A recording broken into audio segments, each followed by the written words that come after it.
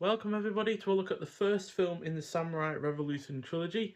So all three of these films are directed by Eiichi Kudo, who I've mentioned in the unboxing video. So I'll only mention him once again in this one. So yeah, today we're taking a look at 1963's 13 Assassins. So I've seen two films from the director before this trilogy. The similar Thought of Death, which came out the same decade as this trilogy, and then Yokohama BJ Blues, which is radically different from the early 80s. So all three of these films are period samurai drama films. This one clocking in at 125 minutes long. And it stars the likes of Chietzo Kataoka, who was also in the Miyamoto Musashi fifth film, as well as the third Japanese Godfather film, Japanese Godfather Conclusion. So it's kind of weird that we've had him in two separate series and then a third series now. So yeah, that's quite interesting. Also stars Kotaro Satomi, who was also in Miyamoto Musashi 5, as well as Ryoi Uchida, who was in Samurai Wolf and Japan Organized Crime Boss. And finally, Satomi Oka, who was also in all five of the Miyamoto Musashi films, as well as Cruel Tale of Bushido, which is another recent film that we've looked at from Eureka. So, yeah, a sadistic daimyo rapes a woman and murders her husband, with the woman subsequently committing suicide. But even when one of his own vassals commits harakiri to bring attention to the crime, the matter is quickly hushed up. Not only will there be no punishment, but because the daimyo is the shogun's brother, younger brother that is, he will soon be appointed to a high political position from which he can wreak even more havoc.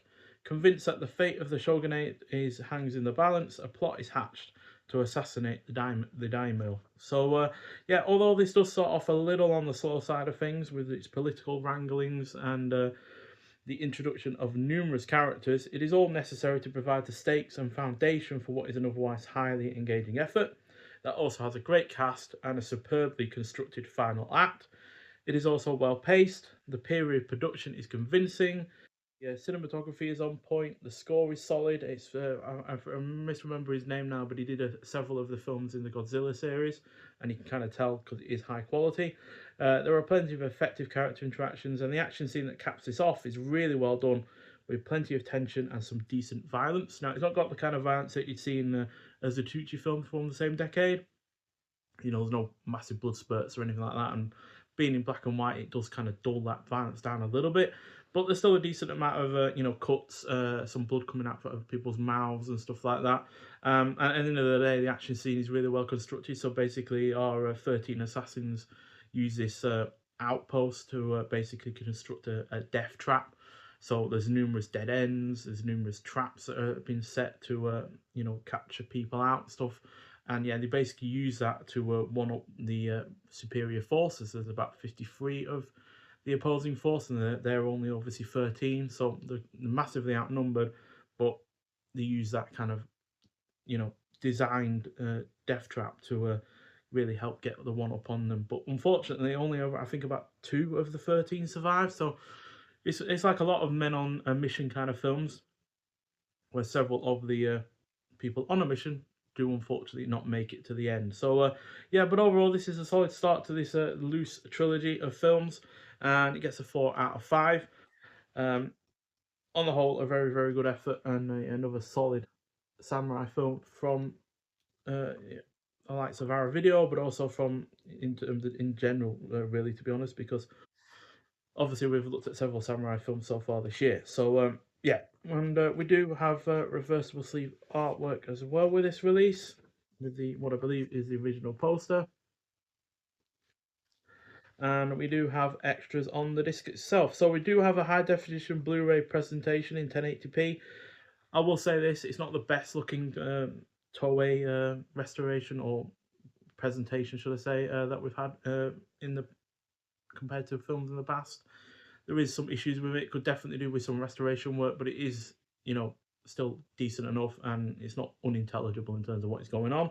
And that is the same with the original lossless Japanese mono audio. You've also got optional English subtitles that have been newly translated for this release. Then you also have a brand new audio commentary by film critic and Japanese cinema expert Tom Mez.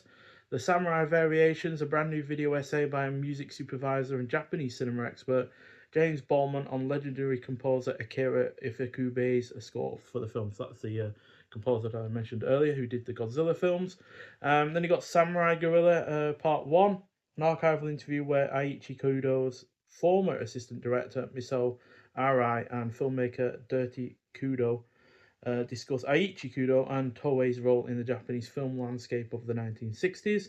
Then you have 2 theatrical trailers and this reversible sleeve artwork that I've shown you already. But the new one, like I said in the unboxing video, is done by Tom Fernier, which is really, really good. I'd love a poster of that or any of the other 2, to be honest, but unfortunately we do not get such a thing with this release. But nonetheless, a really good film, a really solid start to this box set overall, and hopefully one that, isn't, the low point of this box set.